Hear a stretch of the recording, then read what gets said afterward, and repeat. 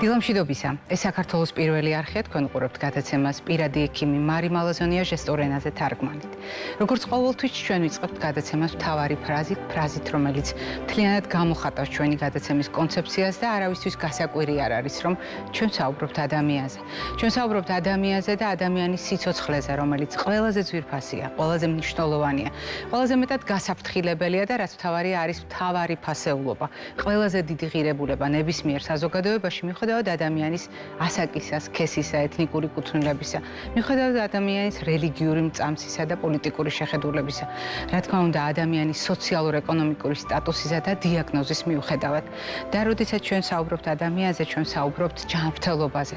ჯანმრთელობაზე არა როგორც ახირებასა და თვითმიზანზე, არამედ როგორც ინსტრუმენტზე, შესაძლებლობაზე იმისათვის, რომ ადამიანმა გაიხანგრძლივოს თავისი არსებობა, ანუ უზრუნველყოს თავისი დღეგრძელობა და უზრუნველყოს ცხოვრების ხარისხი. და ჯანმრთელობა ასეთ შემთხვევაში ჩვენ გვეხმარება არა უბრალოდ სხეულის წონასწორობის შენარჩუნებაში, არამედ ჯანმრთელობა გვეხმარება ადამიანის ფიზიკური, მენტალური და სოციალური კეთილდღეობის მიღწევაში, რადგან სწორედ ჯანმრთელობა არის სამივე ამ კომპონენტის მთლიანობა და კიდევ მრავალი იმ კომპონენტის, რომელიც ადამიანს აძლევს საშუალებას იპოვოს თავისი ადგილი სამყაროში და მოახერხოს თვითრეალიზაცია.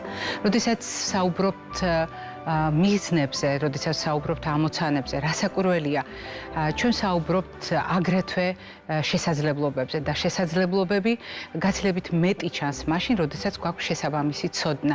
დღევანდელი ჩვენი გადაცემა არის რამდენიმე კომპონენტისგან აგებული ისე, რომ ჩვენ ასეთი უნარები, ცოდნა, ჩვევები მაქსიმალურად პრაქტიკულად დავინახოთ და დავინახოთ თქვენ წარმოიდგინეთ მომავლის პერსპექტივით. რა მაქვს მხედველობაში? ამაზე უკვე გადაცემის პირველ ბლოკში ვისაუბრებთ, როდესაც ვუპასუხებთ კითხვას, რას ნიშნავს მომავლის ექიმი. და ამ კითხვაზე პასუხისთვის ჩვენს გადაცემას პირველი ბლოკით ვიწყებთ, როგორც უკვე გითხარით, მეორე ბლოკში გვექნება უამრავი პრაქტიკული რეკომენდაცია, როგორ შეიძლება პრაქტიკული ჩვევები გამოვიყენოთ სწორად და ეფექტიანად, არა მარტო სამედიცინო საზოგადოების მხრიდან იყოს ეს ცოდნა გამოყენებული, არამედ მაგალითად ოჯახის პირობებში გავითვალისწინოთ ეს ცოდნა, ხოლო გადაცემას დავიწყებთ ჩვენი გადაცემის ძალიან დიდი ხნის მეგობრებთან და გულშემატკივრებთან ერთად, რომელთაც თქვენ სხვადასხვა დროს, სხვადასხვა თემასთან დაკავშირებით შეხვედრი ხართ და დღევანდელი ჩვენი გადაცემის სტუმრები არიან თბილისის სახელმწიფო სამედიცინო უნივერსიტეტის რექტორი, ამავე უნივერსიტეტის პროფესორი ბატონი ირაკლი ნატრუშვილი და თბილისის სახელმწიფო სამედიცინო უნივერსიტეტის აკადემიური განათლების სტრატეგიული დაგეგმვის დეპარტამენტის ხელმძღვანელი, ამავე უნივერსიტეტის პროფესორი ქალბატონი გაიანე სიმონია. დილამშვიდობისა, კოლეგებო, ძალიან მიხარია რასაკვირველია თქვენი სტუმრობა და ჩვენი მეგობრობის და თანამშრომლობის განვითარება. ბატონო ირაკლი, უნდა მოგილოცოთ, დღეს თქვენ პირველად ხართ ჩვენს გადაცემაში რექტორის სტატუსით. თუმცა არ ხართ პირველად გადაცემაში და თქვენ ჩვენი გადაცემის ისტორიის ნაწილი ხართ. მე მიხარია, რომ ჩვენ ძალიან მჭიდროდ თანამშრომლობდით ბატონ ზურაბ ბადაჭყორიასთან წლების მანძილზე, ყველა რექტორთან, ყველა ლექტორთან, ყველა პროფესორთან თბილისის სახელმწიფო სამედიცინო უნივერსიტეტის გვაკავშირებს დიდი მეგობრობა. თუმცა დღეს ჩვენ განსაკუთრებული შეხვედრა გვაქვს და მე უნდა ვაღიარო, რომ აი ქალბატონ გაიანესთან ჩვენი თანამშრომლობა აღარც კი მახსოვს ქალბატონ გაიანე რამდენი წახნაგით არის, ეს იყო გერიატრიის მიმართულებით თანამშრომლობა, ეს იყო სხვადასხვა პროექტებზე თანამშრომლობა და რასაკვირველია თქვენი სისტემატური სტუმრობები გადაცემაში, მაგრამ დღეს ჩვენ ვცდილობთ გავცეთ კითხვას პასუხი. უნდა ვიფიქროთ თუ არა იმაზე, როგორი იქნება მომავლის ექიმი და როგორი უნდა იყოს მომავლის ექიმი. დღეს ბევრს საუბრობენ ტექნოლოგიების განვითარების, ცივილიზაციის, სხვადასხვა მონოპოლის დამსახურებით, რომელი პროფესია დაკარგავს აზრს, რომელი პროფესია გაქრება საერთოდ, თუმცა ყველანი შეჯერდნენ იმ აზრზე, რომ ადამიანთან დაკავშირებული მეცნიერებები იქნება პრაქტიკულად ინტერესის სფერო, უცვლელად, თუმცა შეიძლება ის მოთხოვნები, რომელიც ამ ადამიანების მიმართ იქნება. რას ნიშნავს მომავლის ადამიანი? ერთია, მაგრამ რას ნიშნავს მომავლის ექიმი? ამაზე ჩვენ შეგვიძლია ვისაუბროთ. ბატონო ირაკლი, რას ნიშნავს? რა ამოცანები გვაქვს ასეთი? მოგესალმებით, ქალბატონო მარი, კიდევ ერთხელ მივესალმებით თქვენ მსმენელებს. თქვენთან სტუმრობა ყოველთვის ძალიან სასიამოვნოა და კიდევ ერთხელ დიდი მადლობა მოწვევისათვის. და დიდი მადლობა მოლოცვისათვის. ეხლა რაც შეეხება იმ ცვლილებებს, რომლებიც ხორციელდება და უნდა განხორციელდეს სამედიცინო უმაღლესი განათლების სფეროში იმისთვის, რომ მივიღოთ სწორედ ის პროდუქტი, რასაც ქვია მომავლის ექიმი.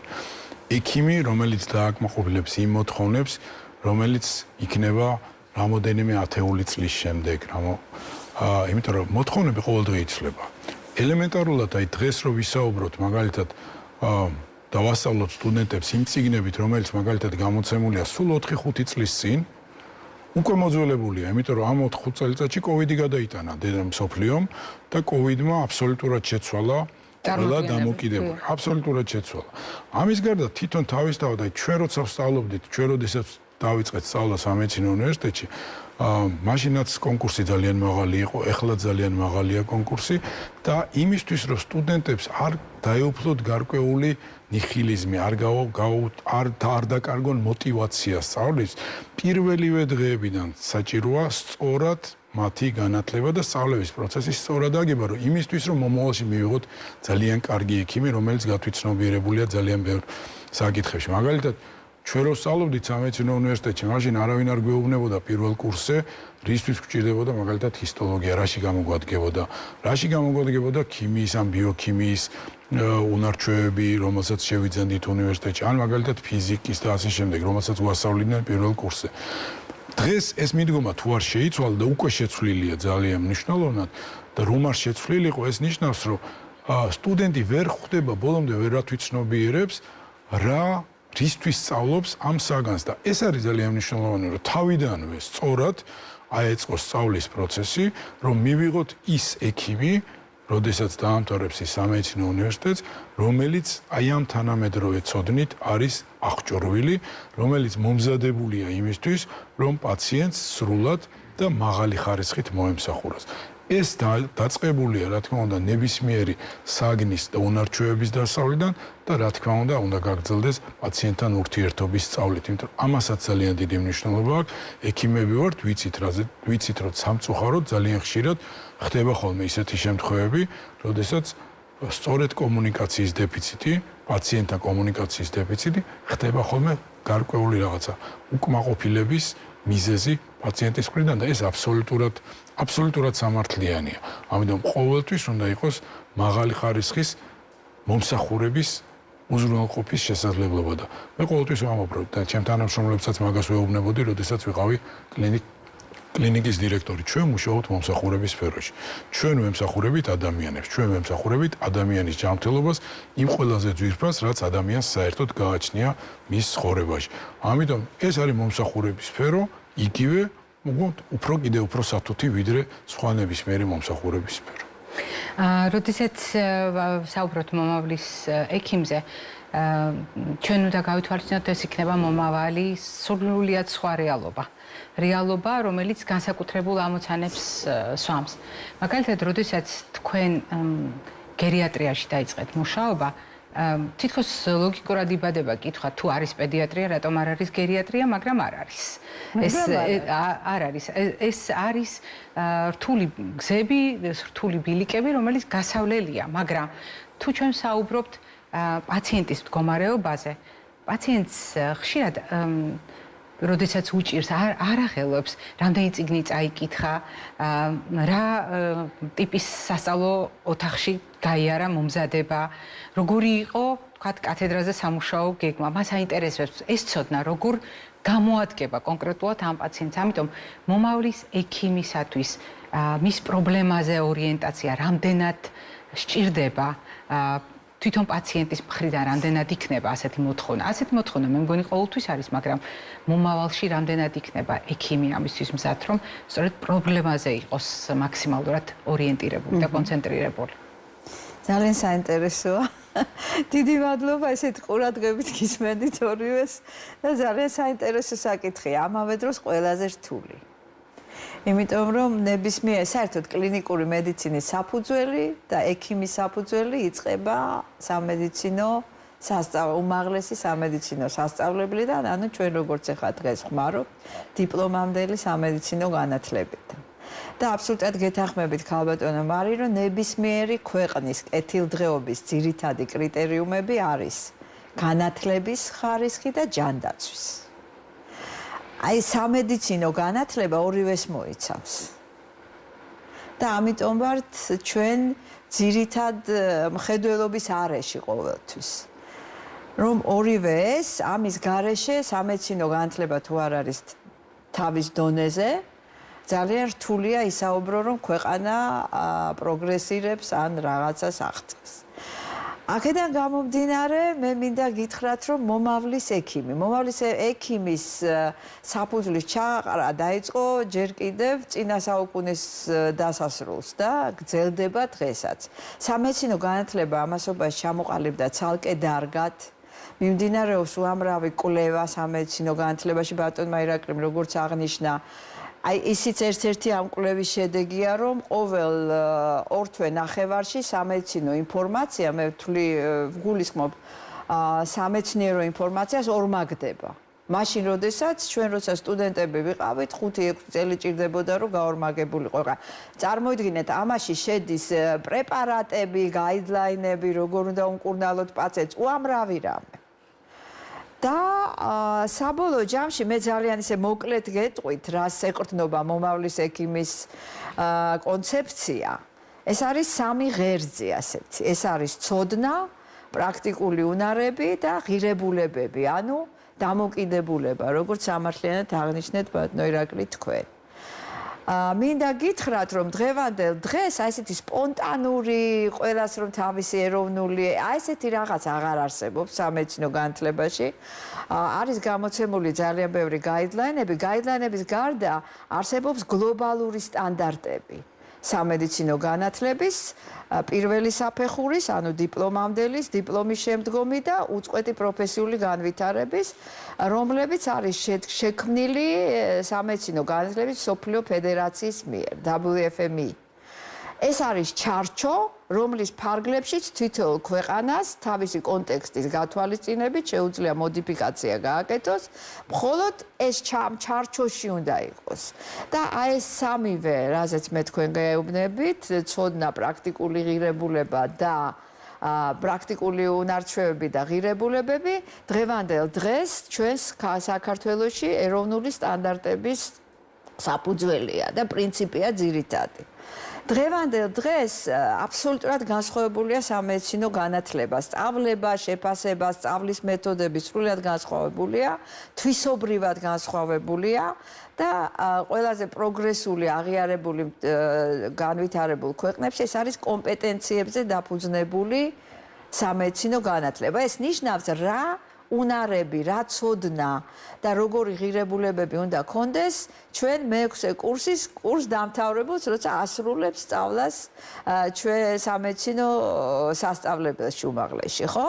ეს არის 14 კომპეტენცია, მე ვერ გეტყვით, რომ ეს ყველა მარტივი მისაღწევია, განსაკუთრებით მე-14, რომელიც დაამატა ამ WFM-ს, ეს არის პროფესიონალიზმი. და რომელსაც ჩვენ ვიწყებთ პირველი კურსიდან და მიყვება ბოლომდე, მანამ პროფესიული ცხოვრება არ დაუსრულდება ექიმს, ანუ ყველა ეს საფეხურზე მიდის. კი, რა თქმა უნდა, მაგრამ იწყება რა თქმა უნდა დიპლომამდელ ეტაპზე. ამას აქვს ძალიან დიდი მნიშვნელობა, იმიტომ რომ პაციენტი ექიმისგან აუცილებლად ელოდება არა მხოლოდ ცოდნას, თქვენ სამართლიანად თქვით. ნაკლებად აინტერესებს ვიზიტის დროს, მაგალითად ჰისტოლოგიაში როგორ სწავლობდა, ან როგორ შეაბარა გამოსდა. აბსოლუტურად. ამის დაძლევის ერთ-ერთი გზა იყო ინტეგრაცია სასწავლო პროგრამის, რომელიც დღეს არის მოთხოვნა ყველა საქართველოში არსებული ყველა სამედიცინო სასწავლებლის უმაღლესის და ასე თუ ისე ნაწილობრივი ან სრული ინტეგრაცია განიცადა ჩვენმა პროგრამმა. იმიტომ რომ საბჭოთა პერიოდში ესეთი რამე არ არსებობდა, თვითონ ცნებაც კი არ იყო ინტეგრაცია, იმიტომ რომ ყველა სწავლობდა ცალ-ცალკე საგანზე დაფუძნებული სწავლება იყო. მე მაგალითად უმაღლეს მათემატიკას მიუხედავად იმისა, რომ მათემატიკური განათლება მქონდა სკოლაში, უმაღლეს მათემატიკას სწავლობდით პირველ კურსზე და ვერავინ ვერ ხვდებოდა რაში გვჭირდებოდა უმაღლეს მათემატიკა ექიმებს. ასევე სხვა საგნებიც. დღევანდელ დღეს ასე არ არის. ეს არის ინტეგრაცია, ბოლო კურსამდე მიყვებათ და აუცილებლად სტუდენტმა იცის რისთვის სწავლობს და რაში გამოადგება. ეს არის შეცვლილი. ერთ-ერთი ყველაზე მნიშვნელოვანი პრაქტიკულ უნარებზე მე არ შევჩერდები, იმიტომ რომ ქალბატონი ირმა ალბათ მეორე ბლოკში უფრო დეტალურად მოგახსენებთ. რაც შეეხება ღირებულებებს, ერთი პატარა მაგალითი თუ გვაქვს დრო გეტყვით. დიახ. ჩვენში სხვათა შორის აი დასავლეთ ქვეყნებში და კარგადაა ცნობილი ეს ფენომენი, ჰაროლდ შიპმენი იყო ესეთი. ეს არის მეორე ექიმი მენგელე, რომელმაც 250 პაციენტი მოაკვდინა. არაჩვეულებრივად სწავლობდა ლიცის სამედიცინო სკოლაში, დაამთავრა, მე რეტროსპექტულად რო ნახეს. ფანტასტიკური ცოდნა ჰქონდა, უნარები, ძალიან უყვარდათ პაციენტებს, მაგრამ ამავე დროს ეს ადამიანი იმხელა მიზანტროპი იყო, რომ აი ამდენი პაციენტი მოაკვდინა კეთილი ღიმილით და ესეთი და ბოლოს აღმოჩნდა, რომ ჰქონდა ფსიქოლოგიური პრობლემები. 2004 წელს უკვე აღარ იყო ცოცხალი, იმიტომ რომ ეგზეკიუთივცია მიესაჯა და თავი მოიკლა საკანში. ამაზე არ არის საუბარი. ეს არის რამდენად მნიშვნელოვანია მარტო ცოდნა და პრაქტიკული უნარები კი არა, რამდენად საჭიროა რომ ვიცოდეთ ვის ვიღებთ სამედიცინო უნივერსიტეტში. აი დღეს საქართველოში ეს პრობლემა დგას, მაგრამ ჯერ გადაჭრილი არ არის. მე გეტყვით რომ ბევრ ქვეყანაში, ნუ პირველი ინგლისში მოხდა, იმიტომ დიდ ბრიტანეთში მოხდა ეს ამბავი და აი როგორც მაგალითად ჩვენთან თეატრალური ინსტიტუტში, კონსერვატორიაში დამატებითი გამოცდები აქვთ ხომ? ისე აქვთ შემოღებული აბიტურიენტებისთვის ეს მესამე, ეს არის MMI ეგეთ წოდებული, როდესაც ამოწმებენ რამდენად ემპათია გააჩნია თუ არა აბიტურიენტს ადამიანის მიმართ. ეს ყველას არ შეუძლია. შეიძლება იყოს არაჩვეულებრივი თეორეტიკოსი, ვერ შეძლოს ექიმობა, იმიტომ რომ არა აქვს ეს თანაგრძნობა. და მე დიდი იმედი მაქვს, რომ ამასაც ჩვენ შევავსებთ და მალე მივაღწევთ ამასაც. მეორე კიდევ, რასაც მე კიდევ ერთხელ მინდა რომ ხაზი გაუსვა, დღევანდელ დღეს, აი რასაც ჩარჩოსაც გეუბნეოდით და გლობალურს ანა, ყველა სწავლების ყველა მეთოდს და შეფასების აქვს თავისი ეტაპი. ისე აღარ არის ჩვენ რომ ზეპირ გამოცდებზე გავდიოდით ყველა და ერთი და იგივე შეიძლება მოყვე არაჩვეულებრივად აუსკულტაციას როგორ აწარმოებ და სინამდვილეში ფონდოსკოპი ხელში არ გქონდეს დაჭერილი. ანუ დღეს უნარებს ვამოწმებთ, მაგრამ ყველაფერს აქვს თავისი დონე.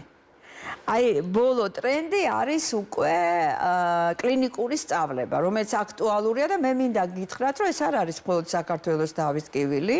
დღევანდელ დღეს მთელ სოფლიოში ხდება ამაზე მსჯელობა, ახალი მეთოდოლოგიების შემოღება, ისეთი როგორიც არის ეგრეთ წოდებული bedside teaching-ს ეძახიან, მაგრამ ეს არის სამუშაო გარემოში სწავლება, რომელიც არის მთელი კომპლექსია მეთოდების, ეს არ არის ერთი მეთოდი, მთელი კომპლექსია მეთოდების, რომელსაც უნდა დაეუფლოს როგორც პედაგოგი, ისე სტუდენტიც, რითიც ხდება აი ამისი შეფასება და საბოლოო კიდევ არის ეს მინდობილი პროფესიული საქმიანობა, რომელიც არის არაჩვეულებრივი იმ თვალსაზრისით, რომ ეს იქნება ხიდი ჰარმონიზაციისთვის დიპლომამდელი და დიპლომის შემდგომი განათლების. აი ეს არის მონახაზი, რაზეც მინდოდა მე თქვენთვის მეთქვა და საზოგადოებისთვისაც, რომ მე დიდი იმედი მაქვს, რომ ყველა ტრენდს და ყველა გამოწვევას ჩვენ გავუმკლავდებით. ქალბატონო გაიანე, თქვენ ახლა საუბრობდით ტენდენციებზე, რომელიც არის სოფლიოში, იმისათვის, რომ მომავალში საზოგადოებას ჰქონდეს მეტი საშუალება საკუთარი ჯანმრთელობის შენარჩუნების, დღეგრძელობის უზრუნველყოფის და ცხოვრების ხარისხის უზრუნველყოფის, იმიტომ რომ ცხოვრების ხარისხი არანაკლებ მნიშვნელოვანია თანამედროვე მედიცინაში, ვიდრე დღეგრძელობის საკითხი, მაგრამ რომ შევაჯამოთ ეს ბლოკი, ბატონო ირაკლი. მიუხედავად იმისა, დღეს როგორ ვართ შეიარაღებულები. ჩვენ ძალიან მკაფიოდ ვხედავთ, როგორია შუქი გვირავის ბოლოს, ანუ სად გვინდა მივიდეთ, სად არის ჩვენი ფინიშის ხაზი და როგორი უნდა იყოს მომავლის ექიმი. აი, ასეთი მოთხოვნები, სურვილები არსებობს და რაც თავარია ინსტრუმენტებიც, რაზედაც ქალბატონი გაიანე საუბრობდა, ეს მეთოდები, ეს ტენდენციები არის სწორედ საშუალებები იმისათვის, რომ ამას მიაღწიოთ. მაგრამ ახლა გვისმენს ფართო საზოგადოება, რომელთა შორის ბევრი არ არის მედიკოსი და ფიქრობს, რომ ეს როგორ წაადგება საზოგადოებას. იმ ადამიანს, ვინც აღმოჩნდება პაციენტის როლში, ეს როგორ წაადგება, რას შეცვლის ეს ამ ადამიანებისათვის. გასაგებია, რომ ჩვენთვის ექიმებისათვის შეცვლის, იმიტომ რომ ჩვენ ვიქნებით სხვანაირები, უკეთესები, ვიდრე ვიყავით თუნდაც 20-30 წლის წინ მით უფრო კიდევ უფრო ადრე და იმაზე უკეთესები, ვიდრე ვართ დღეს. მაგრამ პაციენტისთვის რა შეიცვლება? პაციენტისთვის შეიცვლება პირველ რიგში ის, რომ პაციენტი იგრძნობს ექიმისაგან აი იმ გულისხმიერებას, რომელზეც ქალბატონი გაიანე. ღირებულებებს, რომელზედაც საუბრობდა. რომელზედაც ქალბატონი გაიანე საუბრობდა. მართლაც შეიძლება მან არ იცოდეს, რა ცოდნა მიიღო, როგორ ანიშნებზე ისწავლა, როგორ შეფასდა მისი უნარები თუ თეორიული ცოდნა, მაგრამ მან უნდა იგრძნოს, რომ ეს ადამიანი არის ის, რომელსაც მას შეუძლია მიანდოს თავისი ცხოვრება, თავისი სიცოცხლე. ყველაზე ძვირფასი, რაც ადამიანს გააჩნია. იმიტომ რომ რადგან ქალბატონი გაიანე საუბრობდა, ეს მართლა ძალიან გახმაურებული ფაქტი არის და საბედნიეროდ საქართველოს და ბევრი ქვეყანა ღმერთმა დაიფარა ესეთი ფაქტების განვითარებისაგან და ჩვენ დროს როგორ ხდებოდა, ჩვენ გარშემო, როდესაც თქვენ სწავლობდით უნივერსიტეტში, მე ინსტიტუტში, მაშინ ინსტიტუტი ერქვა, მე სწავლობდი, ქალბატონი გაიანე საუბრობდა. საბედნიეროდ ეს ადამიანები, ვისაც არ ქონდა ამის უნარი, ვისაც არ ქონდა პაციენტთან ურთიერთობის უნარი, ვისაც არ ქონდა გულისხმიერების უნარი, ვისაც არ ქონდა თანამონაწილეობის უნარი, ისინი უბრალოდ ანებებდნენ ექიმობას თავს. უბრალოდ ანებებდნენ ექიმობას თავს და აი უბრალოდ რომ გაიხსენოთ თქვენი თანაკურსელებიდან რამდენი აღარ მონაწილეობს და არ მოღვაწეობს სამედიცინო სფეროში და გაიხსენეთ მათი დამოკიდებულებები. აი ამ თვალით რო შევხედოთ, ეს ადამიანები უბრალოდ გაერიდნენ ამ პროფესიას და სწორია და ძალიან კარგი. ინდიციერი დამოკიდებულება. რა თქმა უნდა, ეგ არის ძალიან კარგი. საბედნიეროდ ესე მოხდა ჩვენ ქვეყანაში და ის და ღმერთმა დაგვიფარა იმ უბედურებისგან, რაც ხა ექიმისგან გავითარდა ბრიტანეთში. თუმცა ჩვენ ისეთი ეტაპებით გავიარეთ, როდესაც ზოგიერთი იძულებულის გახდა, რომ დაეტოვებინა პროფესია. ასეთი რამეც ხდება და ჩვენ ეკონომიკური თუ სხვა მოსაზრების გამო, მაგრამ ძალიან მნიშვნელოვანია ის ზღვარი, სადაც ახლა ჩვენ მივედით მიჯნასთან, საიდანაც მომავალში გადავიხედეთ და გადავიხედეთ იმ შესაძლებლობებით, რაც უკვე გვაქვს. აბსოლუტურად რეალურია ეს ყველაფერი და არ აქვს მნიშვნელობა, რამდენი დამატებით მიმართულება დაგჭირდება იმისათვის, რომ სრულყოთ ჩვენი ცოდნა, ჩვენი უნარები და რაც თავარია, კიდევ უფრო ადამიანური იყოს ჩვენი ღირებულებები, იმისთვის, რომ მომავალში ვიყოთ უკეთესი ექიმები, ვიდრე ვართ დღეს. ძალიან დიდი მადლობა დღევანდელი სტუმრობისთვის. მადლობა თქვენ. და მადლობა იმისთვის, რომ ამდენი წელია ხართ ჩვენი გადაცემის მეგობარი, გულშემატკივარი და ჩვენთან ერთად არაერთ საკითხზე მშევლობთ ხოლმე. მაყურებელს შევახსენებ, ჩვენი გადაცემის პირველი ბლოკის სტუმრები ბრძანდებოდნენ. თბილისის სახელმწიფო სამედიცინო უნივერსიტეტის რექტორი, ამავე უნივერსიტეტის პროფესორი ბატონი ირაკლი ნატროშვილი და თბილისის სახელმწიფო სამედიცინო უნივერსიტეტის აკადემიური განვითარების სტრატეგიული დაგეგმვის დეპარტამენტის ხელმძღვანელი, ამავე უნივერსიტეტის პროფესორი ქალბატონი გაიანე სიმონია. ჩვენ წინ გველოდება კიდევ ძალიან საინტერესო ბლოკი, რომელიც ერთგვარად გააგრძელებს საუბარს და განსხვავებულ პრაქტიკულ ელფერს შესძენს, თუმცა მანამდე გვაქვს კოლაჟი, რომელიც ელენე პაპიაშვილმა მოამზადა და რომელიც ონკოპაციენტების განსაკუთრებულ ისტორიას გაგახსენებთ.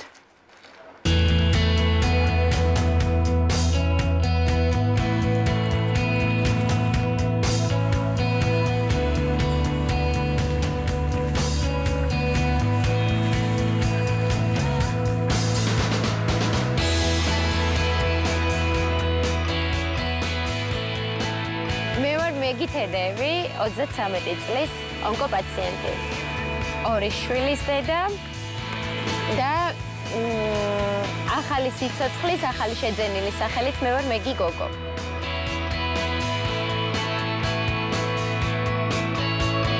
ძალიან შეშინებული ვიყავი, თუმცა მივხვდი, რომ ეს შიში წამართმევდა იმ სასიცოცხლოდ მნიშვნელოვან ენერგიას და განწყობას, რითაც უნდა გამემარჯვა ამ დაავადებაზე. მით უმეტეს რომ ჩემს წინაშე იყო უამრავი გამარჯვებული ქალის მაგალითი, ვიპოვე საკუთარ თავში შემართება, განწყობა და მოტივაცია, რომ მე უნდა მეცოცხლა. მე ვარ თიკო გიორგიძე, 31 წლის. იმ წუთიდან რაც დიაგნოზი გავიგე, ჩვეულებრივ მებრძოლად ვიქეცი. შენი გონება უნდა დააჯერო იმაში, რომ შენ ხარ მაგარი, შენ ხარ ძლიერი და შენ აუცილებლად გამომგივა. მე ვარ მაკანი გურიანი, 44 წლის. დიაგნოზის გაგებიდან, პირველი 15 წუთი ძალიან ბევრი ვიტირე, ძალიან ბევრი. ჩემ თავს ვუთხარი, რომ მე დღეიდან ვიწყებ ბრძოლას. ვერც დაუშვებდი, რომ რაღაცას ვერ გავაკეთებდი. მე 100% შემიძლია დღეს უკვე მე 6 წელი და გადის, რომ თქვა, რომ 100% დავამარცხე სიმსივნე და ყველას ალბათ ყველა უნკო პაციენტს და ვინც ეხლა ამ წუთას ამ გზას გარტრის, ყველას ურჩევ, რომ განწყობას აქვს ძალიან დიდი მნიშვნელობა. მე ვარ ალონა დათუაშვილი, 33 წლის, გათხოვილი, ვარ ორი შვილის დედა. და მე წელიწადში ორჯერ დამისვეს კიბოს დიაგნოზი. ჩემმა ექიმმა მითხრა ძალიან კარგი სიტყვები, როცა უყურებდი, ანუ მიღავი მეკეთა რა და აი თვალებში შიში რო დაინახა, არ უნდა დაეცეო. შენ თუ დაეცემიო, ყველა შენ გამოყვებაო და დავეცემი მეცო და ყველა შენი ახლობელიო, რომელიც უკან გიდგასო და აი თავი როგორ მეკონა იცით, აი თითქოს აი ბაწარზე გადიხარ, თოკებით ხარ მობმული და უკან მოყვება შენი ჯარი. ფსიქოლოგიური მომენტია, მათ რო ამშვიდებ, შენც მშვიდდები. არ უნდა დაეცე, მათ უნდა მისცე მაგალითი, მათაც, სხვასაც. იმიტომ რომ ჩვენ ქალები ძლიერები ვართ. და ბევრი რამის გაკეთება შეგვიძლია. აგრძელებთ გადაცემას და როგორც გითხარით, ჩვენი საუბარი პრაქტიკულ ელფარსიძენს იმ მარტივი მიზეზის გამო, რომ საუბარს გავაგრძელებთ თბილისის სახელმწიფო სამედიცინო უნივერსიტეტის კლინიკური უნარჩვევებისა და მულტიდისციპლინური სიმულაციის დეპარტამენტის და ცენტრის ხელმძღვანელთან, ამავე უნივერსიტეტის პროფესორთან, ქალბატონ ირმა ვანჯავიძესთან ერთად. დილომშვიდობისა, ქალბატონო ირმა. მოგესალმებით. მე უნდა გავამხილო, რომ განსაკუთრებული ხანდაზმულობით გამოირჩევა ჩვენი ურთიერთობა. მე როგორც თქვენი სტუდენტი ჯერ და მე თქვენ როგორც ძალიან ახალგაზრდა პედაგოგი და მე ჩვენი მრავალწლიანი მეგობრობა და თანამშრომლობა თქვენ არაერთხელ ყოფილხართ ჩვენი გადაცემის სტუმარით. თუმცა ამჯერად ჩვენ უნდა ვისაუბროთ იმაზე, რასაც ექიმიც სწავლობს და ძალიან მნიშვნელოვანია იცოდეს საზოგადოებამ. საზოგადოებას ხშირად გონია, რომ ყველა ექიმა ეს ყველაფერი ავტომატურად უნდა იცოდეს და იგულისხმება რომ უნდა იცოდეს. არა და იმისათვის რომ ამ ტიპის ცოდნა შეიძინოს, ექიმი ზუსტად ისე გაივლის საფეხურებრივად ცოდნის მიღების, პრაქტიკული უნარების გამომუშავების გზას, როგორც ამას გააკეთებს ნებისმიერი ადამიანი, ვისაც მოუნდება და სჭირდება რომ ასეთი უნარები გამოიმუშაოს, თუნდაც ოჯახის პირობებში საკუთარი ოჯახის წევრის ახლობელი ადამიანის მხარდასაჭერად. და მოდით დავიწყოთ ზოგადად საუბარი იმაზე, არის თუ არა პროფესიული აზროვნების, პროფესიული ხედვის ექიმობისათვის აუცილებელი პრაქტიკული უნარჩვევები. ქალბატონმა გაიანემ დაიწყო ამაზე საუბარი, ბატონი ირაკლი საუბრობდა, რამდენად მნიშვნელოვანია ამ ყველაფრის თავმოყრა პაციენტის ინტერესიდან გამომდინარე და რა საფეხურებია გასავლელი, თუნდაც ექიმისათვის პირველი ეტაპიდან მერე უკვე პროფესიული განვითარების გზაზე. რა თქმა უნდა, დიდი მადლობა კიდევ ერთხელ, დიდი მადლობა ასეთი წარდგენისათვის და მე მინდა დავიწყო, საიდან იწყება ექიმობა? რა თქმა უნდა, იწყება სიტყვიდან, იწყება ფიქრიდან და ამას მოსდევს ძალიან ბევრი შრომა და პირველი ხალათის ჩაცმა, საიდანაც იწყება ძალიან დიდი გზა ექიმობისაკენ. და ამ გზაზე, რა თქმა უნდა, ის რაც აუცილებელია, უნდა მიიღოს მან ცოდნა, უნარები და გარკვეულად ღირებულებები ჩამოუყალიბდეს. იცით, უნარჩვევების ჩამოყალიბება ეტაპობრივად ხდება. არ ხდება ერთბაშად. ისევე როგორც ახალშობილ ბავშვი რო დაიბადება, მისი პირველი ღიმილი უახალისებს, მერე მისი პირველი სიტყვა, მერე პირველი ლექსი და ასე შემდეგ. ასე უნარჩვევებთან დაკავშირებითაც.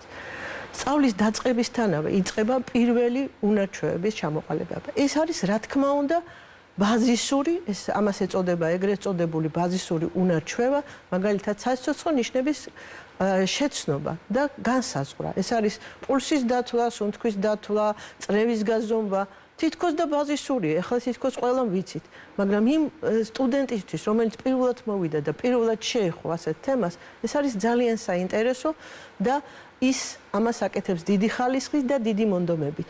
სიმულაციურ გარემოში, ვინაიდან დღესდღეობით სიმულაციური გარემო მათ უსქმნის იმის შესაძლებლობას, რომ მან რამოდენიმეჯერ გაიმეოროს. სიმულაციურ გარემოში სწავლება არის ორიენტირი იმისათვის, რომ დახვეწოს ეს უნარი. ერთხელ თუ ვერ გააკეთა კარგად, მეორეჯერ, მესამეჯერ, ჩვენი მიზანი არის, რომ მას შეუქმნათ ეს პირობები, არასტრესული პირობები და ამავე დროს სიმულაციურ გარემო, რა თქმა უნდა, იცავს პაციენტის უსაფრთხოებასაც ამავე დროს, ვინაიდან ჩვენ ვასწავლით პირველი ინექციის გაკეთებას და ასევე კრიზისულ მდგომარეობაში დახმარებას. მოგეხსენება ძალიან კარგად, რომ კრიზისული მდგომარეობები ძალიან ხანმოკლედ გრძელდება და ის არ შეიძლება არასოდეს გამოყენებული იქნდეს სწავლებისათვის. და ამიტომ ზუსტადაც რომ აი ამ მანეკენებზე, მულაჟებზე სიმულაციურ სწავლების შემდგომ, როდესაც ის მიდის უკვე პაციენტთან, ის არის ასე ვთქვათ, თავის აი ამ კომპეტენციაში თავდაჯერებული. თუმცა უნდა აღვნიშნო, რომ სამედიცინო განათლების მსოფლიო ორგანიზაციის დოკუმენტებში მითითებულია, რომ სიმულაციური სწავლება ეს შეიძლება იყოს დამხმარე მეთოდი და ვერასოდეს ვერ ჩაანაცვლებს კლინიკურ პრაქტიკას და ავადმყოფის საწოლთან სწავლებას. და ასევე ძალიან მნიშვნელოვანი, რაც მინდა დავძინო, არის ის, რომ სხვადასხვა ეტაპზე სხვადასხვა უნარჩვევა ისწავლება. პირველ დასაწყისში ჩვენ ვიწყებთ ბაზისურ უნარჩვევებს და ყველა ეს უნარჩვევა, რომელსაც ისწავლობს, რა თქმა უნდა, გაწერილია იმ ბაზისურ დოკუმენტში, რომელიც სამედიცინო განათლების დარგობრივი მახასიათებელი ქვია. და შემდგომ ეტაპზე უკვე ხდება ინტეგრირება კლინიკურ დარგებთან და სწავლობს მანეკენის დახმარებით ბავშვის გასინჯვას, ორსული ქალის გასინჯვას, შემდეგ სწავლობს უკვე ობიექტურ გასინჯვას, რომელსაც ჩვენ აუსკულტაციას, ფილტვების მოსმენას და გულის მოსმენას ვეძახით, ხალხში გავრცელებული ინფორმაციით. და ამავე დროს იქ სიმულაციური სწავლება იძლევა იმის საშუალებას, რომ ძალიან სწრაფად შეისწავლოს და რამოდენიმე უნარჩვევა ერთ დღეს შეისწავლოს, მაგალითად აუსკულტაცია ფილტვის და გულის, იმიტომ რომ ამის შესაძლებლობას თვითონ მულაჟებიც იძლევა და ასე ვთქვათ, და კიდევ ერთი, რასაც უნდა გაუსვა ხაზი, კლინიკური უნარჩვეების სწავლება იწყება სწავლების დასაწყისიდან, მაგრამ არასოდეს არ მთავრდება. შემდეგ უკვე გადადის სამსახურის ეტაპზე სწავლებაზე, პროფესიულ განათლებაზე და ექიმი მუდმივად უნდა აი უნარებს მიუმჯობესებდეს და ხვეწავდეს. ძალიან მნიშვნელოვანია ის ფრაზები, რაც თქვენ გამოიყენეთ უნარჩვევების გამომუშავების სასტარტო ეტაპის აღსაწერად, როდესაც იწყება სამედიცინო განათლება და იწყება ამ უნარების ათვისება და ძალიან ჰგავს ეს თქვენ მიერ აღწერილი ეტაპი, მაგალითად პულსის დათვლა, წნევის გაზომვა და ასე შემდეგ. იმ ეტაპებს, რომელსაც გადის სრულიად არასამედიცინო განათლების მქონე ადამიანი იმისათვის, რომ ასეთი უნარჩვევები გამოიმუშაოს ყოველდღიურ რეალობასთან ადაპტაციისთვის. ამიტომ დღეს ჩვენ რაზედაც ვისაუბრებთ, ეს ერთი მხრივ არის განათლების ეტაპები, რომელიც სწორედ ამ პრაქტიკული უნარჩვევების გამომუშავებას ემსახურება და მეორე მხრივ არის ძალიან კარგი სახელმძღვანელო, თვალსაჩინო სახელმძღვანელო ფართო საზოგადოებისათვის, რომელსაც შეუძლია ანალოგიური ცოდნა გამოიყენოს ყოველდღიურ რეალობაში და ჩვენ დღეს გვყავს რამდენიმე დამხმარე და სხვა მონაწილე ჩვენი გადაცემის კოლეგები, რომლებიც ეტაპობრივად შემოგვიერთდებიან. ახლა პირველი შემოგვიერთდება სტუდიაში მეან გინეკოლოგი, თბილისის სახელმწიფო სამედიცინო უნივერსიტეტის კლინიკური უნარჩვევებისა და მულტიდისციპლინური სიმულაციის ცენტრის ასოცირებული პროფესორი ქალბატონი დალი ჩიტაიშვილი. და ძალიან დაგვეხმარება იმისათვის, რომ დავიწყოთ საუბარი იმ ეტაპიდან ჩვენი ცხოვრების, როდესაც იწყება სიცოცხლე, ანუ მუცლადყოფნის პერიოდიდან და ამისათვის რასაკვირველია, ნაყოფს არ ვაფასებთ, ჩვენ ვაფასებთ ორსულ ქალბატონს. დალი დილამშვიდობისა. მე გადავინაცვლებ ქალბატონო ირმა, რომ ვუმასპინძლო ქალბატონ დალის და თქვენ არ ხართ ხელცარიელი დღეს ჩვენს გადაცემაში. როდესაც ჩვენ ორსულთან დაკავშირებით საუბრობთ ხოლმე, ძალიან დიდია პასუხისმგებლობა. იმიტომ რომ ქართულ ენაში მაშინაც ასეა ორ სული, ორი სიცოცხლე და ეს არის სულ ცოტა ორი სიცოცხლე, იმიტომ რომ განსაკუთრებით როდესაც მრავალნაყოფიან ორ სულობაზე ვსაუბრობთ, ჩვენ უნდა გავითვალისწინოთ ყველა კომპონენტი, მათ შორის ის, რაზედაც ახლა თქვენ უნდა გვესაუბროთ. მულაჟი დაგვეხმარება ეს ყველაფერი დავინახოთ და მოვისმინოთ კიდეც, ხომ ასეა? უკვე აღინიშნა, რამდენად მნიშვნელოვანია სიმულაციებზე დაფუძნებული სწავლება და ერთ-ერთი დარგი, რომელიც აქტიურად იყენებს სიმულაციურ სწავლებას, მანეკენების და სიმულატორების გამოყენებით, სწორედ მიანობა გინეკოლოგია არის და მინდა გითხრათ, რომ დღესდღეობით უამრავი სიმულატორია შექმნილი და ისტორიულადაც ერთ-ერთი პირველი სიმულატორები სწორედ ამ მიმართულებით იყო შექმნილი.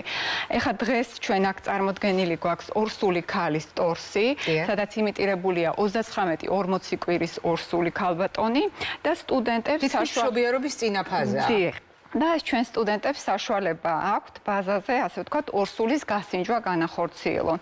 მათ შეუძლიათ განახორციელონ პალპაცია, ეგრეთ წოდებული ლეოპოლდის მანევრების გამოყენებით, რათა დაადგინონ ნაყოფის პოზიცია, მდებარეობა, წინდებარეობა. ასევე შესაძლებელია განხორციელდეს გაზომვები და ძალიან რეალისტურად შეიძლება განხორციელდეს, იმიტომ რომ ანატომიური ორიენტირები არის აქ წარმოდგენილი. ასევე შესაძლებელია ნაყოფის გულისცემის მოსმენაც და სტუდენტი სწავლობს, სად არის საუკეთესო წერტილი მოსასმენა, ტექნიკაც ასევე სათანადო უნდა იყოს გამოყენებული მოსმენისას. ჩვენ კი შეგვიძლია დავაყენოთ რეჟიმი, ანუ ნორმა 100-დან თქვათ 160-მდე არის როგორც მოხდება ნორმაურებელი ეს ნაყოფზეა ლაპარაკი, ანუ ზრდასრულებს არ გვაქვს 100-დან 160-მდე ნორმა. თუმცა პათოლოგიის იმიტირებაც შეიძლება და სტუდენტს საშუალება ეძლევა, ასე თქვათ, დროულად გამოავლინოს ასეთი პათოლოგია და ზოგადად სიმულაციური სწავლება, მოგახსენეთ, საშუალებას აძლევს სტუდენტს იმიტირებულ უსაფრთხო გარემოში, პაციენტისთვის ზიანის მიყენების გარეშე შეიძინოს ის უნარჩვევები, ტექნიკური, კომუნიკაციური, ქცევითი, რაც მერე რეალურ პაციენტთან, რეალურ გარემოში, რასაკვირველია, ოპტიმალურ მუშაობას შეუწყობს ხელს. და ეს ხმაური, რომელიც ისმის, მაყურებელს უნდა უთხრათ, რომ ეს არ არის ასეთი, ასე ვთქვათ, ფონად რომ მოყვებოდეს საუბარში, ასეთი მნიშვნელობის ის გაცილებით უფრო მნიშვნელოვანია, როდესაც ჩვენ ამას შევაფასებთ სიცოცხლის, ასე ვთქვათ, მდგომარეობის, სიცოცხლის პარამეტრების კონტექსტში და სწორედ ამ გულისცემით ძალიან ბევრ საკითხზე ხდება ხოლმე მსჯელობა. ეს ხმაური, რომელიც ახლა გვესმის, დაახლოებით ასე ისმის ნაყოფის გულისცემა უშუალოდ 120-ზე არის ახლა დაყენებული. თუმცა შეიძლება უფრო ჩქარიც ქონდეს, ხო? მაგალითად 145. აი მაგალითად როგორ შეს 145? აი მოვუმატოთ. დავაყენოთ 150. დიახ, 145 ჩვენ რომ გქონდეს ძალიან არასასიამოვნო შეგრძნება, რომ არაფერი თქვათ, რომ ეს არის პათოლოგია, მაგრამ ნაყოფისთვის შემთხვევაში ეს ნორმა არის და ამას ყველაფერს, ასე ვთქვათ, იმიტირებულ გარემოში სწავლობენ სტუდენტები. ჩვენ შეგვიძლია ამ თემას კიდევ დავბრუნდეთ, დაბრძანდით.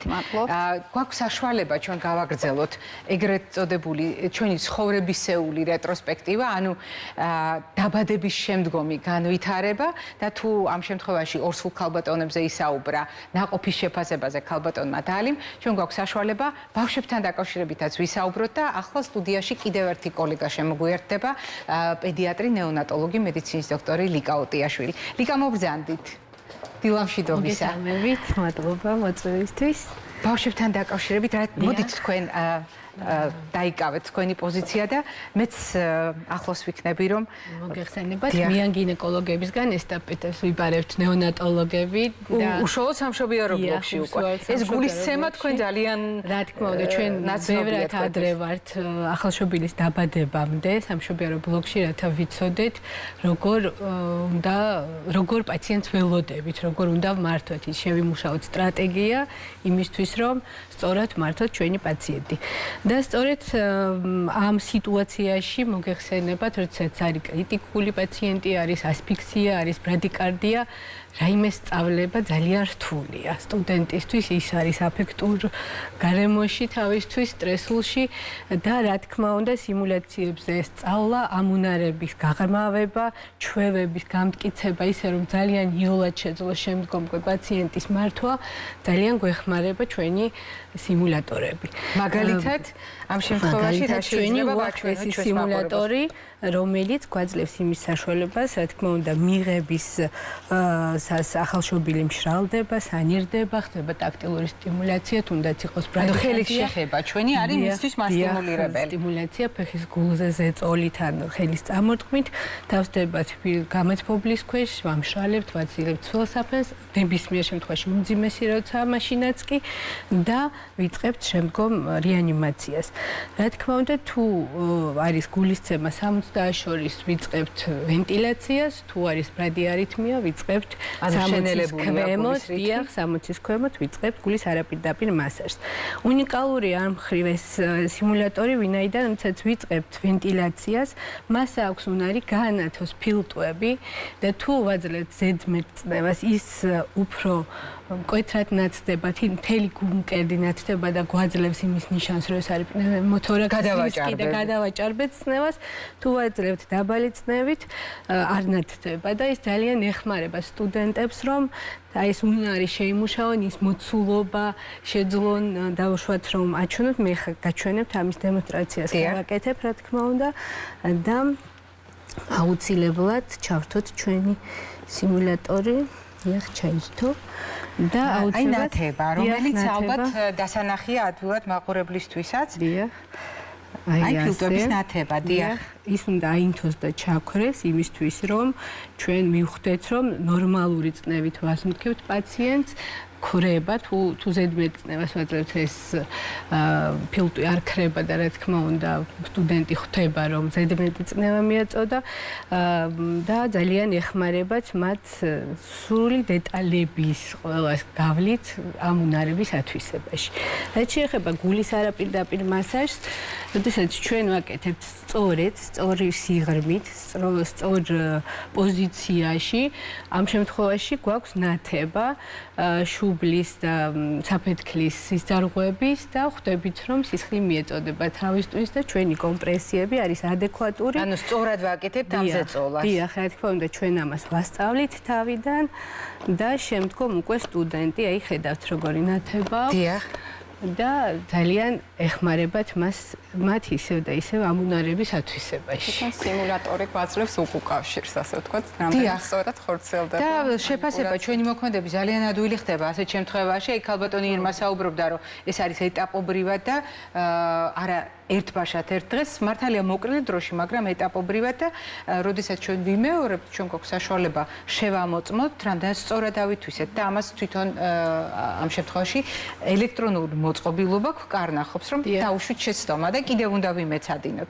ლიკა დაბრძანდით და კიდევ ერთი საკითხია, რომელიც ალბათ ყველასათვის გასათვალისწინებელია, მსგავს манипуляციას ბევრი ჩვენგანი ოჯახის პირობებშიც ასრულებს, თუნდაც იმიტომ, რომ მაგალითად ოჯახის წევრი შეიძლება იყოს შეუძლოთ ჩვენი დახმარება სჭირდება და ჩვენ ხო რეალურად ამაზე ვსაუბრობთ, ჩვენს ემპათიაზე, ჩვენს ღირებულებებზე, რომელიც ურთიერთმხადაჭერას გულისხმობს და კიდევ ერთი ჩვენი კოლეგა უნდა შემოგვიერთდეს, ქალბატონი თამარ ლომთაძე, რომელიც გახლავთ პედიატრი და დღეს სწორედ განსაკუთრებული ამოცანა აქვს მას მაქსიმალურად რეალობასთან მიახლოებული სიტუაცია შექმნათ ახლა სტუდიაში იმისათვის, რომ ეს ყველაფერი ადვილად დავინახოთ და ავითვისოთ. თამარ, გამარჯობა.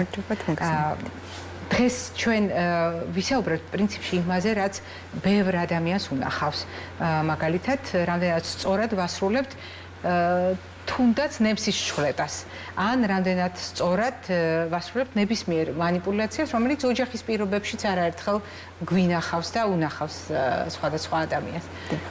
მოგესალმებით, როგორც უკვე აღინიშნა, პირველადი შეფასება ყველა ასაკობრივ ჯგუფში პაციენტის ეს გახლავთ სასიცოცხლო პარამეტრების განსაზღვრა, სწორედ ერთ-ერთი გახლავთ ესეთი არტერიული წნევის არაინვაზიური მეთოდით გაძომვა. ჩვენ წინაშე წარმოადგენია სიმულატორი, რომელსაც გვაქვს საშუალება განსაზღვროთ და სტუდენტს აქვს საშუალება შეასრულოს ის უნარჩვევები, როგორიც არის მანომეტრის, მანჟეტის მორგება მხარზე, ასევე რეზინის ბალონის საშუალებით არის ჩატუმბვა მასში. აქ არის იმიტირებული სურათი, რომელიც ძალიან ახლოს არის რეალურ პაციენტთან. სიმულატორში არის სხვადასხვა სცენარი, წინასწარ პროგრამირებული, დარტყმებული ნორმოტეზიიდან ჰიპოჰიპერტენზიის ჩათვლით. შესაბამისად, ამჟამად ჩვენ დაყენებული გვაქვს ეგრეთ წოდებული საზოგადოებაში ცნობილი კოსმონავტის ცნება, რომელიც არის 180-ზე. ამჟამად ჩვენ განსაზღვრავთ აი ამ მაჩვენებელს, ასევე შეგვიძლია გავზომოთ პულსაცია იდაყვის არტერიაზე, რომელსაც ვადევთ ფონენდოსკოპს არტერიული წნევის გაზომვის შემთხვევაში. აი ხა ჩვენ შეგვიძლია გავზომოთ ეს ასე ვთქვათ წნევა და მოვისმინოთ ხმიანობა, რომელიც პრაქტიკულად მანომეტრზე ასახული მონაცემი იქნება იდენტური აუსკულტაციური ხმიანობისა, რასაც ახლა ჩვენ გავიგონებთ. აი გესმით ხმა, ეგრეთ წოდებული სისტოლა დიასტოლის სახით რაც გახლავთ. ეს არის არტერიული წნევის გაზომვის არაინვაზიური მეთოდი, რომელიც არის ძალიან ახლოს იმ კლინიკურ შემთხვევასთან, რომელიც რეალურ პაციენტთან ყველა სტუდენტს შემდგომ უკვე საექიმო პრაქტიკაში დახვდება და პრაქტიკულად აქტუალურად გამოსაყენებელი გახლავთ. რაც შეეხება შემდგომ წარმოდგენილ მულაში, ეს გახლავთ პარენტერალური შეყვანის გზები მედიკამენტისა წარმოდგენილია. ანუ ნაწლავის გვერდის ავლით, როდესაც სისხლძარღვში ვენაში შეყვანს ვენე ფუნქციის და ინტრამუსკულარული ან კუჩიდე ინექციის სახით.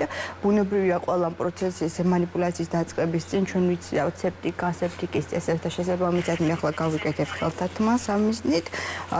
შემდგომ უნდა სტუდენტს აქვს საშუალება ზუსტად იდენტურად როგორც რეალურ პაციენტთან ხორციელდება, შევაგროვოთ საჭირო მასალა, რაც ჩვენ გვჭირდება, თირკმლისებრი თასი, ნემსი შპრიცთან ერთად ბუნებრივი ბამბის ბურთულები და სპირტი. ჩვენ გვჭირდება ლახტი, რათა მოვახდინოთ ასე ვთქვათ ამ შემთხვევაში ვენის გადაკეტვა, მაგრამ არა არტერიის და ამდენად ჩვენ სიმულატორს აქვს უნარი განსაზღვროთ აქ პულსაცია, რომ პულსი იყოს შენარჩუნებული, არ უნდა იყოს არტერია გადაკეტილი.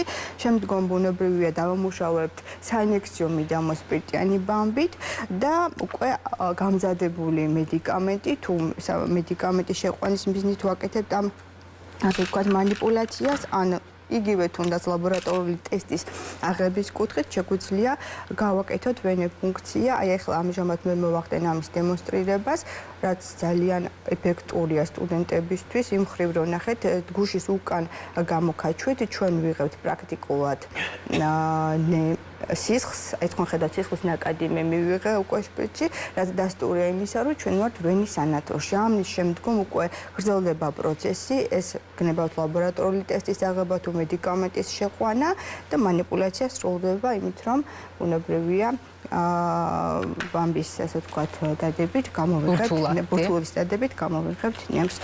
მე უნდა დავაზუსტო, ვიდრე გააგრძელებთ თამარ საუბარს, რომ ეს არის ცხადია იმიტაცია, ეს არ არის სისხლი, ეს არის სწორედ იმიტომ საუბრობთ სიმულაციაზე, რომ ჩვენ ვქმნით რეალობასთან მიახლოებულ ხელოვნურ სიტუაციას, სადაც ყველა მასალა არის ხელოვნური და რასაკვირველია არაფერი არ არის და მათ შორის უპირველეს ყოვლისა სისხლი არ არის ნატურალური, მაგრამ მიმსგავსებულია ფერითაც, კონსისტენციითაც და ანატომიურად ცხადია ზუსტად იმ სისხლძარღვებიდან და იმ ნაკადით მოედინება, როგორც უნდა იყოს რეალობაში. დიახ.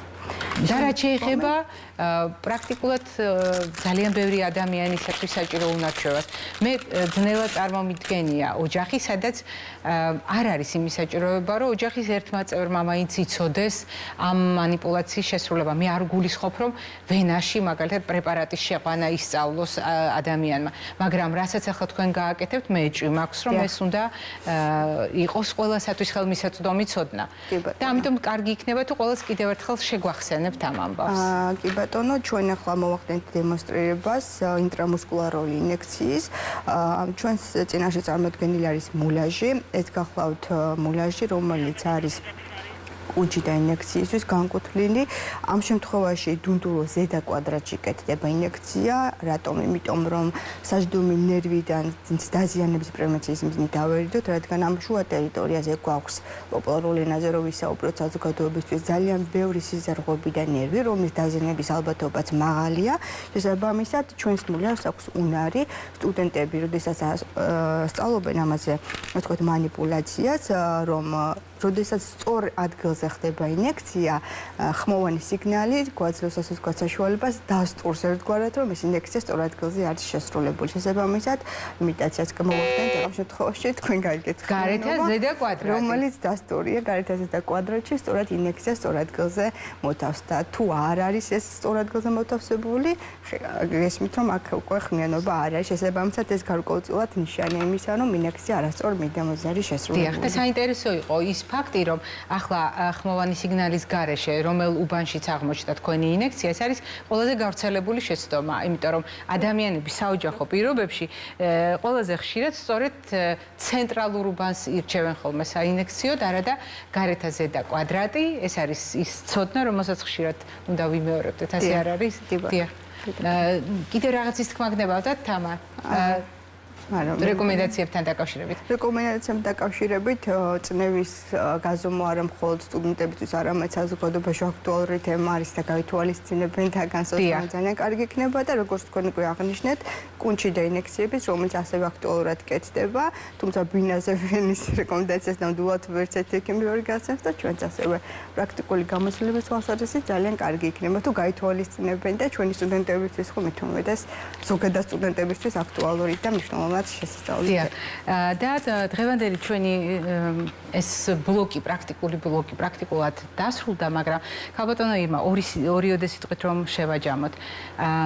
რამდენად მნიშვნელოვანია, როდესაც საზოგადოებაც არის კარგად განათლებული და მომზადებული და რამდენად მნიშვნელოვანია, როდესაც ჩვენ ასეთი უნარჩვევები ცხადია პროფესიონალებს, მედიკოსებს აქვთ, მაგრამ ასეთი უნარჩვევების გაზიარება შეგვიძლია ფართო საზოგადოებისათვის, თუნდაც შინმოვლის პირობების გაუმჯობესებისათვის. რა თქმა უნდა, უნარჩვევა არის ისეთი უნარჩვევა ბაზისური, რომელიც ესე ვთქვათ, მნიშვნელოვანია, რომ საზოგადოებამ იცოდეს და არსებობს ასეთი გამოთქმაც ბაზისური სასიცოცხლო ალგორითმი, რომლის სწავლება ხდება არა მარტო ექიმებისთვის და არა მარტო მომავალი ექიმებისთვის, არამედ ყველა სამედიცინო დარგის პროფესიონალებისთვის, როგორიც არიან მეხანძრეები, დაცვის თანამშრომლები და ჩვენს უნივერსიტეტში თქვათ უკვე ეს ჩვენი გამოცდილება და ჩვენივე თანამშრომლებს თქვათ იგივე დაცვის თანამშრომლებთან ვატარებთ ასეთ ტრეინინგებს, რომ მან იცოდეს სასიცოცხლო ნიშნების განსაზღვრა და იცოდეს პირველი გადაუდებელი დახმარების ჩატარება, ვიდრე მოვა სასწრაფო დახმარება. აი ეს ამის სიცოდნა მე მინდა ვთქვა, რომ არის აბსოლუტურად ყველასათვის აუცილებელი და ეს ხელმისაწვდომიც არის ყველგან არის ასეთი ტრეინინგები, ყველა უმაღლესი სასწავლებელი და ასევე არის გარკვეული ორგანიზაციები, რომლებიც თავაზობენ ამ ტიპის ტრეინინგებს და რა თქმა უნდა, ამით ჩვენ ვიწყებთ. ეს ზუსტად ის პირველ საფეხურზე ხდება, როდესაც სასიცოცხლო ნიშნებთან ერთად უკვე გადავდივართ ბაზისურ სასიცოცხლო ალგორითმზე, შემდეგ პირველ გადაუდებელ დახმარებაზე, მაგალითად სისხლდენის შეჩერება, რომელიც ასევე ყველამ უნდა იცოდეს და ის ზუსტად ეს ჩამონათვალი, რამოდენიმე ჩამონათვალი არის ის აუცილებელი საკითხები, რომელიც უკვე ყველა ადამიანს ევალება, მისი მომქალაქეური პოზიციაც არის და გარკვეულად დახმარება და ემპათიის გამოხატვასაც წარმოადგენს. ძალიან დიდი მადლობა კოლეგებო დღევანდელ გადაცემაში მონაწილეობისათვის. მადლობა ამ პრაქტიკული ცოდნის გაზიარებისათვის. მაყურებელს შევახსენებ, ჩვენი გადაცემის მეორე ბლოკის სტუმრები ბრძანდებოდნენ თბილისის სახელმწიფო სამედიცინო უნივერსიტეტის კლინიკური უნარჩვევებისა და მულტიდისციპლინური სიმულაციის დეპარტამენტისა და ცენტრის ხელმძღვანელი, ამავე უნივერსიტეტის პროფესორი ქალბატონი ირმა მანჯავიძე და სწორედ ამ ცენტრს დღეს წარმოადგენდნენ მეან გინეკოლოგი, ასოცირებული პროფესორი ქალბატონი დალი ჩიტაიშვილი, პედიატრი თამარ ლომთაძე და პედიატრი ნეონატოლოგი მედიცინის დოქტორი ქალბატონი ლიკა ოტიაშვილი. ჩვენ ვაგრძელებთ გადაცემას და გადაცემის დასკვნითი ნაწილი, როგორც ყოველთვის იქნება კვებითი შუქნიშანი.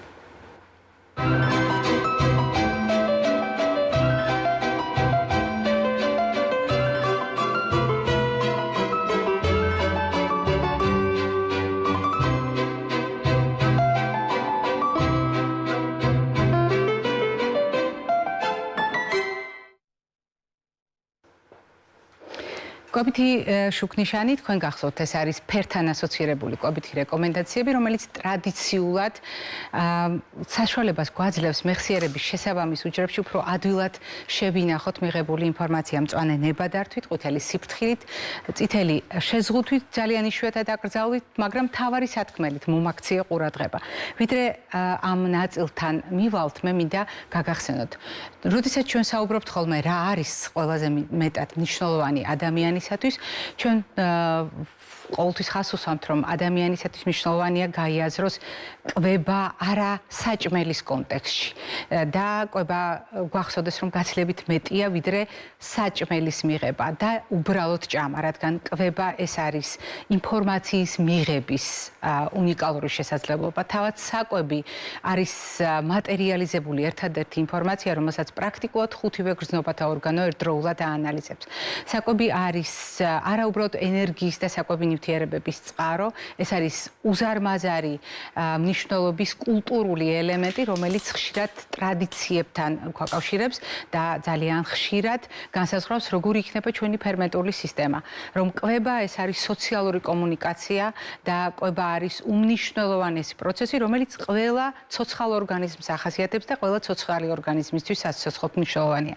ამიტომ თუ ჩვენ საუბრობთ კვებაზე, ეს გასათვალისწინებელია და გასათვალისწინებელია, რომ საკვები არის გაცილებით უფრო მეტად საზრდო ჩვენი ორგანიზმისათვის, არა მხოლოდ მატერიალური გაგებით, არამედ მისი ფსიქოემოციური და კულტურული დატვირთვით. მაგრამ თუ საუბრობთ განსაკუთრებით მნიშვნელოვან საკვებ პროდუქტებზე, მე გაგახსენებთ ძირითად ჯგუფებს და გაგახსენებთ იმასაც, რომ ჩვენ ვამბობთ ხოლმე სულ ცოტა ხუთი ჯგუფი, სულ ცოტა ხუთი ფერის პროდუქტი, რომელიც უნდა იყოს ადამიანის რაციონში ყოველდღიურად და ასეთ შემთხვევაში განსაკუთრებით გამოვყოფთ. მაგალითად, როგორია ჩვენი ცოდნა იმის შესახებ, რა პროდუქტები უზრუნველყოფს ჯანმრთელობას დღეს, ახლა იმისთვის, რომ მომავალში ჩვენი ორგანიზმი დაცული იყოს ანთებისგან, შესაბამისად დაცული იყოს გუსის ძაღლთა პათოლოგიისაგან, ონკოლოგიისაგან, ნაადრევი დაბერებისაგან და ასე შემდეგ. და ასეთ შემთხვევაში ყოველთვის ვასახელებთ ხოლმე, მაგალითად, ბოსტნეულის და ხილის მნიშვნელობას, ვსაუბრობთ ხოლმე, ვსაუბრობთ მარცვლეულის და ბურღულეულის მნიშვნელობაზე და ასე შემდეგ. მოდით ერთი წუთით წარმოვიდგინოთ, როგორ შეიძლება ეს პროდუქტები აღვიქვათ როგორც საკვები ნივთიერებების წყარო და მეორე მხრივ გავითვალისწინოთ, რომ ყველა ის პროდუქტი, რომელიც დატვირთულია საკვები ნივთიერებით, დატვირთულია საკვები ნივთიერების საწინააღმდეგო მოქმედების ნივთიერებებით. ანუ ჩვენ გვაქვს ნუტრიენტები და ჩვენ გვაქვს ანტინუტრიენტები და გაგიკვირდებათ ორივე ეს პროდუქტი ერთსა და იმავე საკვებშია ხოლმე მოთავსებული. მაგალითად, ახლა ჩემს ხელთ არის ბროკოლი. ბროკოლისთან დაკავშირებით ჩვენ ვიცით, რომ მასში შემავალი ნივთიერებები, მაგალითად, ონკოლოგიური პაციენტებისათვის და იმ ადამიანებისათვის, ვინც რისკის ჯგუფს განეკუთვნება, ძალიან მნიშვნელოვანია როგორც პროფილაქტიკური საშუალება. არადა ზუსტად იგივე ნივთიერებები, მაგალითად, სულფარაფანი, რომელიც კიბოსგანაც გვიცავს, მაგალითად, პროსტატის კიბოს განვითარების რისკს 40%-ით ამცირებს. ეს იმას ნიშნავს, რომ თითქოს ყველასათვის მიზანშეწონილი პროდუქტი არადა, ირკვევა, რომ მას ანტინუტრიენტული მოქმედება აქვს და შეიძლება კალციუმის და რკინის შეწოვა შეაფერხოს. მაგალითად, შვია, რომელიც უნიკალურ მცენარეულ ბოჭკოს შეიცავს, რომელიც არის ხსნადი მცენარეული ბოჭკო და უზარმაზარ სამსახურს უწევს მიკრობიომს და მიკრობიოტას წონასწორობის შენარჩუნებისთვის. აღმოჩნდა, რომ ფიტინის მჟავის შემცველობის გამო, ანუ ანტინუტრიენტის შემცველობის გამო, მას შეუძლია შეაფერხოს კალციუმის შეწოვა და ორგანიზმში დაფიქსირება. მაგალითად, თუ ჩვენ ორგანიზმში გვაქვს გარკვეული პროცესები, საგულისხმო პროცესები კალციუმის ნაკლებობასთან დაკავშირებით ან რკინის ნაკლებობასთან დაკავშირებით, უნდა გავითვალისწინოთ, რომ კვების მერე ჩაის ან ყავის დაყოლება ძალიან საყურადღებოა. რატომ? იმიტომ რომ ჩაისა და ყავაში არსებული ტანინები რკინის შეწოვას აფერხებს. ერთი შეხედვით თითქოს ყველაფერი გასაგებია და ასეთ შემთხვევაში როგორ მოვიქცეოდით? მაგალითად, მწვანე ფოთლოვან მცენარეებში არის ოქსალატები, რომელიც რკინას და კალციუმს შეწოვის საშუალებას არაძლევს, განსაკუთრებით კალციუმს ჩაებღაუჭება და მარილს წარმოქმნის. ამიტომ გამოდის, რომ ყვითელ ზონაში უნდა გადმოვიტანოთ. ის რაც თქვით ბროკოლიზე, გვაიძულებს, რომ ბროკოლიც ყვითელ ზონაში გადმოვიტანოთ.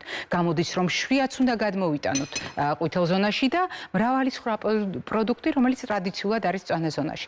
არადა თანამედროვე მედიცინა ასე არ ფიქრობს. თანამედროვე მტკიცებითი მედიცინა გვეუბნება, რომ ასეთი ცალსახა ახირება პროდუქტებთან დაკავშირებით არის არასწორი, რადგან ჩვენ მხოლოდ და მხოლოდ იმიტომ რომ გავიგეთ ანტინუტრიენტების არსებობა, ნუტრიენტებზე, ანუ საკვებ ნივთიერებებზე უარი არ უნდა ვთქვათ და ვისწავლოთ სწორად ურთიერთშეხამება. მაგალითად, თუ ჩვენ მოვამზადებთ რძიან ფაფას შვრიისგან, მაშინ გამოდის რომ ჩვენ ანტინუტრიენტებით მაქსიმალურად დავტვირთვეთ იმ ჯერზე ჩვენი ორგანიზმი.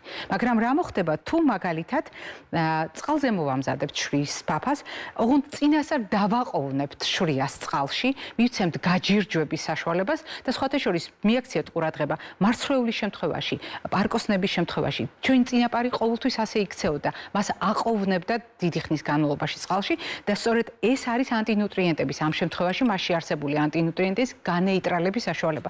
და რა მოხდება? წარმოიდგინეთ, რძის ნაცვლად თუ მასში, უკვე გაჯირჯვებულ მასაში დავამატებთ მაგალითად მოცვს, მაგალითად მარწვს, მაგალითად მელატონინით დატვირთულ ალუბას. აღმოჩნდება, რომ პრაქტიკულად მკვეთრად შევამცირებთ ანტინუტრიენტების მოქმედებას, სამაგიეროდ გავაძლიერებთ ნუტრიენტების მოქმედებას. ეს ერთი მაგალითი მოგიყვანეთ, თუმცა ჩვენი სარიტუალო კვება ამის საუკეთესო მაგალითია.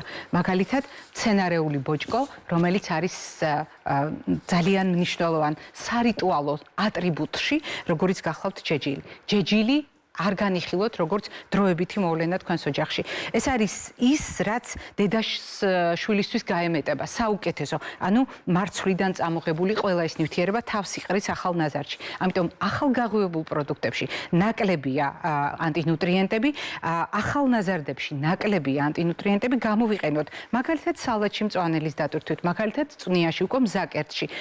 გამოვიყენოთ ის სარიტუალო ცოდნა, რომელიც არის სწორედ სარიტუალო პროდუქტები და თეფშზე რა არის?